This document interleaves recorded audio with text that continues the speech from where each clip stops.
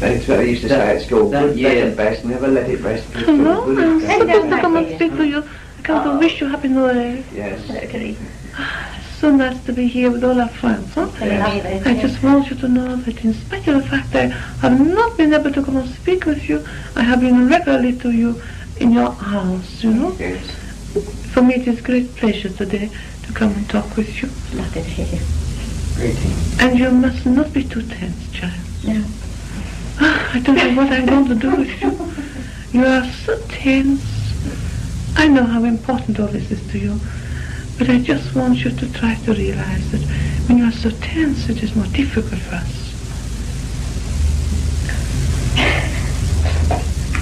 I've never had that before. Oh dear.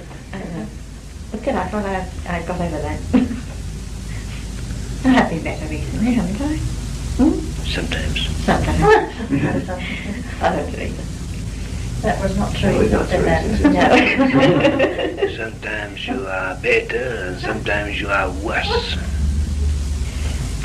But always you are sincere. And I would not change you for anything, nor would anyone else here change you for anything. Because you are as you are. After all, that is what is important about every human being.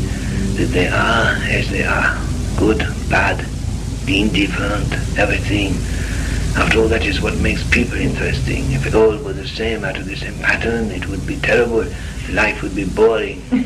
One could not live with anyone because they were too like yourself. No. I think it is as well that you are as you are. But it is true what Sister Teresa said, that when you sit in a circle, particularly if you are so tense, it does somehow make difficulty in communication. I know it is very difficult. I want you to try and look upon this as the most natural thing, the most normal thing, not something extraordinary, but something that is reality in itself, as you do, I know, but not to feel also tense about it. I felt tense in the circle. I didn't think I had. Not so much in the circle, but here today. You have been so counting the hours and so excited about it that it is like, I don't know, a balloon full of gas. You know, you think it will go pop. Oh dear, really hopeless, isn't it? But this circle, Yes. you say it is a disappointment, perhaps to you, but it is not to me. It isn't. No, because we have had some very happy times. You have received the inspiration and the word of the Spirit, and there is so much there that is satisfactory. I don't know why you should feel so disheartened about it. It's just because I'm so anxious to do something. Well, I know, but do something with it. But you must realize that these things do take time, even Yes. as you know, but not to think, because sometimes very little seems to come, that you are not making any progression. As we've told you before, it will come, and when it comes, no doubt it will be very sudden, because obviously by the time you have reached that point where you think, nothing again, the very next week it may be ideal condition and we'll be able to manifest. Once I get through, once other people get through, then we shall continue to get through, and it will improve and improve. Yes, they do anything else we can do. Monty is a tower of strength to us in the circle. Thank you. No, I mean it. I'm very serious, you know. I think that you are so essential because you give us so much power, and you are an instrument, and you receive a great deal, which sometimes you are a little afraid perhaps to give up, because you are afraid it may be your thoughts or your own imagination. Yeah. I know it is difficult sometimes, obviously, to know exactly what is from the Spirit and what is not, but you should give up all that we give to you, or all that you receive, even if you are doubtful of its source. Know that it is only by doing that that you can sift it and find for yourselves. But the whole point is that in your development you must give forth all that you receive. Often that which you hold back may be the most valuable part. I received your message the other day. You were saying the name, Julio. See? Was it right? Julio. You ever use that name?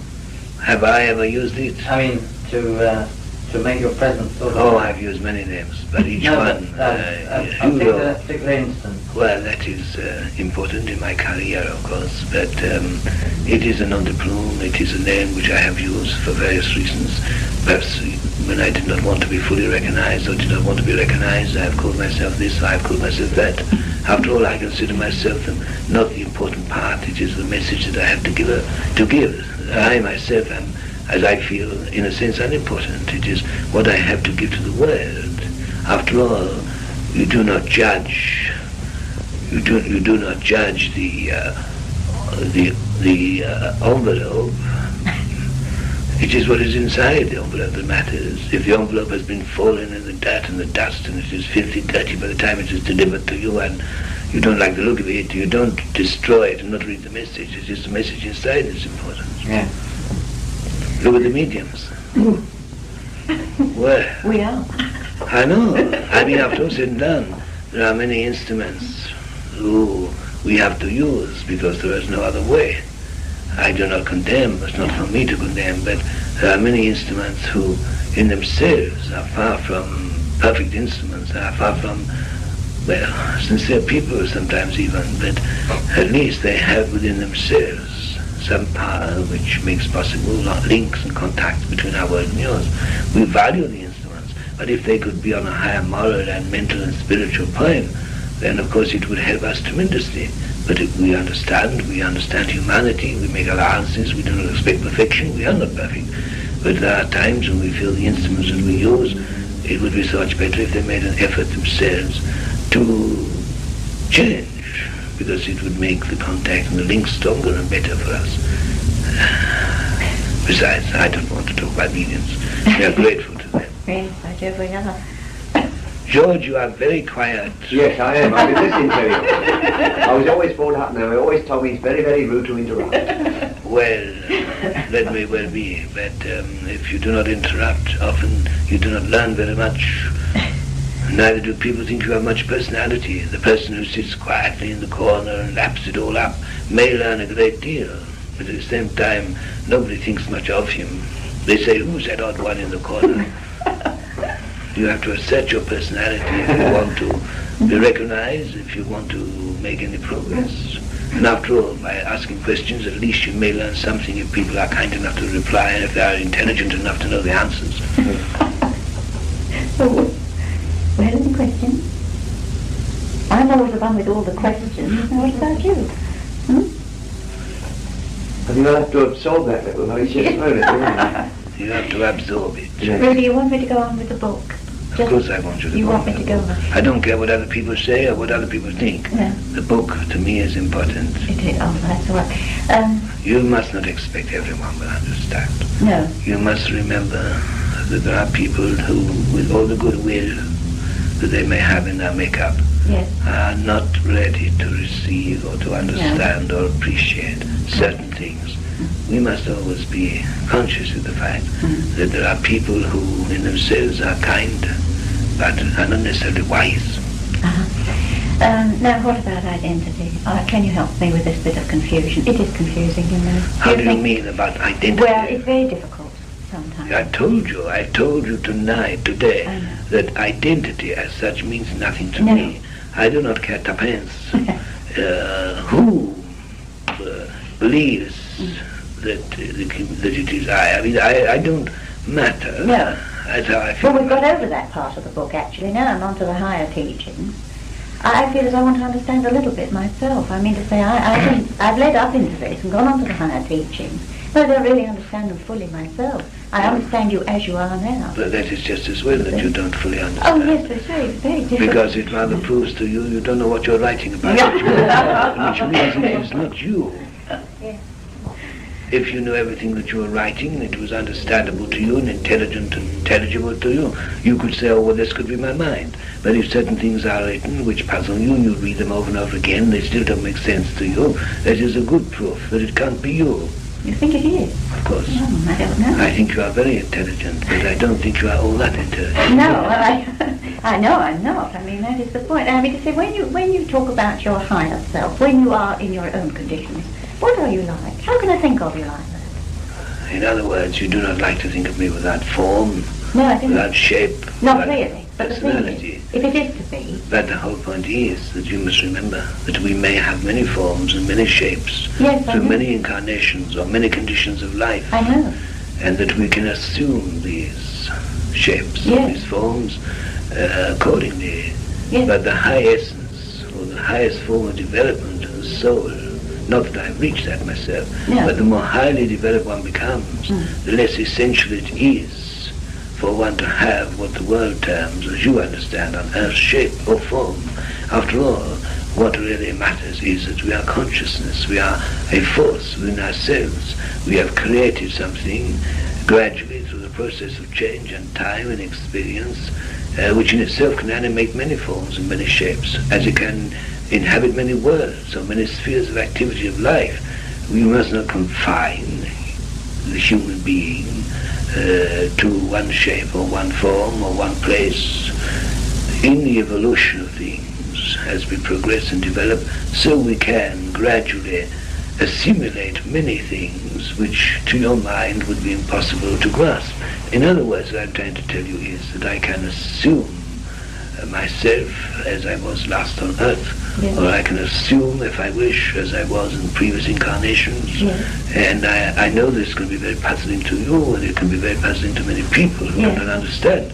But the whole point is that each of my different incarnations, or each of my different forms of evolution on this side, Yes. each have, as it were, some part of me, Yes. but at the same time, none of them are complete in themselves. No. How can they be? Yeah. What I'm trying to tell you is that form and shape is important, but it is not the all-important thing. No. It is, after all, only the casket that holds some part of the soul, and the soul in itself is not with shape or with form, but it is intelligence, it is being, it is knowledge, it is experience, it is life, it is the essence, it is the spirit, it is that part of us which is indestructible, whereas the forms and the bodies and the shapes can often be assumed, because it is nothing to assume something by thought force. By the power of thought you can take on, as it Yes. were, something that you wish to become for the moment of identity, or for the appearance, or for the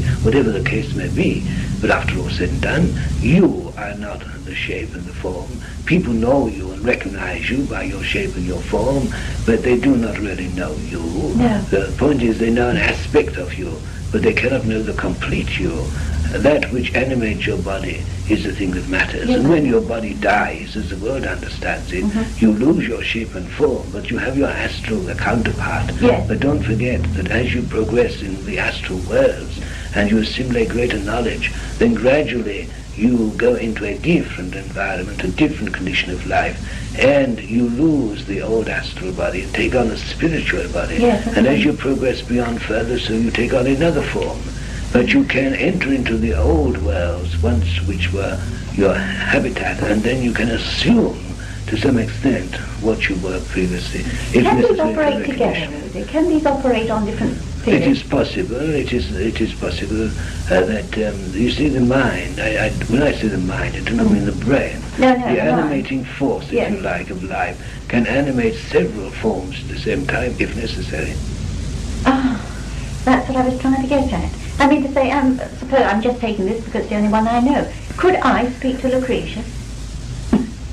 Perhaps not that particular one, but a similar thing. Part of me that has gone on. Is that still over there? I know what you're trying to tell Okay. me. You're asking me, but yes, it is possible. It is But possible, in a sort of a way. you see, what I'm trying to explain to you is that one can split oneself up Yes. in a kind of way that is by thought power. I mean, for instance, you can do exactly the same thing in your world. Do you not realize that you can be sitting, for instance, in your home, in a chair, and you can be conscious of the people around and about you in the room in which you sit, and yet by the power of thought, Yes. you can be transported. Have you never fallen asleep, as it seemed to you, and been conscious of people in the room in the normal way, and yet you have been having a vivid dream, as you would refer to it, Yes. or experience miles away? Yes. That is a case where you are animated, in a sense, in two places at the same time. Yes, a sort of, I suppose it's an advanced And after consciousness. all, you have scientific proof. Yes. What about your television or your wireless? You can be sitting in a room and yet a person's voice, maybe hundreds and thousands of miles away, and yet be with you, and thousands of other places the same time. Yes, well, you see, when you come to write that in the book, for instance, and I go on to the higher teachings, and you say, do not think of me as I was, I must know within myself what you mean. There's no reason why you should not think of me as I was, if that gives you happiness and pleasure. After all, that is all that you can remember. Yes. And I would not really deny you that. Why should I? No. But what I want you to grasp is that is only one aspect of me. Yes. It may not even be by any means the most satisfactory or the happiest one, but it is to you important because you are still on an earthly vibration. No matter how much you strive to reach away from it, you are still on an earthly vibration, and therefore you can so far as yet only really adjust your mind to me in particular on that one vibration. You may have mental aspiration, and you do have mental reciprocation, as it were. From me you receive inspiration and guidance, and you know to some extent of my presence and feeling for me. But the whole point is that when it comes to a material shape, naturally you think of me as you have seen me. I do not object to that, and there is a great deal of truth in it. I am still, in a sense, like that. And after all said and done, I do animate such a body. Yes. So you are true to think, and it is right that you should think of me in that shape and that form. Yes, but I do not want you to think, not only of me, but of other people, that we are confined to that one aspect of self. No. Because it is only one aspect. Yes, I see. That's much clearer. You know, I got lost beyond that point. Well, everyone gets lost. I get lost in a sense. After all, I get so far, and I think, I want to go further. I want to know more. I want to experience everything that is possible to experience. Yes, you've got just the same temperament, haven't you? Of course. Yes. But we must remember that we are outside of time. Yes. That, in a sense, we are in eternity. And no one can grasp the meaning of eternity. No. But if we can remember and realize that by experience we are constantly changing, our views and our outlook and our experience has taught us new things, new knowledge, and in consequence we have changed. Then as we change, obviously we are gaining, but at the same time we still retain some part of the old self. And what I'm trying to convey is that if this is so, and it has been so over periods of hundreds of years with me, as it has with you and with other people, then obviously if we have gone through hundreds of years of experiences in different shapes and forms, different lives, different conditions and so on, then obviously there must be, and we know that there are, untold thousands upon thousands, if one must use the term time, of experience ahead. In other words, we are going through time, and though we may to a certain extent be conscious of time because to some extent we are affected by it, particularly when we are on a material plane such as the earth, we know that from birth to grave is a period of time, but we do not begin at birth, neither do we end at death. We are going constantly on. We are traveling on, because we are not seen by others before birth, or we may not be seen by others after death. Doesn't mean to say we do not exist. You do not question electricity, you do not question all sorts of things you take for granted, because you do not see them, you know what they can achieve, you know what power there is there, and so it is with life. Life is eternal, indestructible. It is only the condition of which that life has had to experience, under which it has had to work or have its being. In other words, it is only the physical aspect which is in itself changeable. The mental and spiritual aspect, the soul aspect, is ever going on. Yes. But it is only the physical which is changing. Yes. And through a consciousness such as yours, in its complete form, you could reach anywhere, couldn't you? I mean, anyone could register through it. Of course, that is so. And what is the attitude, really? Does it have to be one of absolute and complete reverence, or can it be just sort of friendly, lovely feeling? Nobody wants reverence. Not in the accepted orthodox sense. No. Nothing is further from the truth that we want reverence. No. We only ask for or even love. Those who come through you. We only ask for love and cooperation and understanding. We do not expect you to always understand everything we say to you. We do not want you to approach us as if we were saints. We are not saints. No. We would not be so foolish is to assume for one moment that we were perfect. We know we are far from perfect, because how can there be such a thing as perfection? If you achieve perfection, what is there left for? To live, to know, to know. No, we are like you, people who have lived on earth and had our being, experienced many things, good, bad, and indifferent, always on the road of eternal progression. But we are not perfect. We are all travelers together. Some are on the road further advanced, and some are by the wayside. They are tired and exhausted and cannot go any further. And that's why it is that it behoves us to stay sometimes, to give them the helping hand, to talk with them, to encourage them, to spur them on, even though it means in our own advancement we are held back. Do you not see that sometimes you are deliberately held back, either because it is good that you should be held back by circumstance or some condition beyond your knowledge, or it is that you yourselves, because you know that true progression can only come when you sacrifice yourselves for others, when you stay by the wayside to help some lesser soul, someone who has less progress, less knowledge, who is sick and suffering, whatever the case may be. When you help them, you are putting yourself several steps further, though you do not realize it.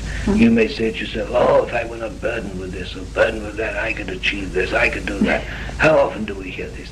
But if you did but know it, it's those very burdens that make possible your progression. Because I never think of my progression or our progression. I only look at the work and think, what are we doing in the world? And there's all this going on. What are we doing? We sit there on a Monday night. The world is not your responsibility. No, but it affects you, doesn't it? You can't hold yourself the world affects you, but it is not your responsibility.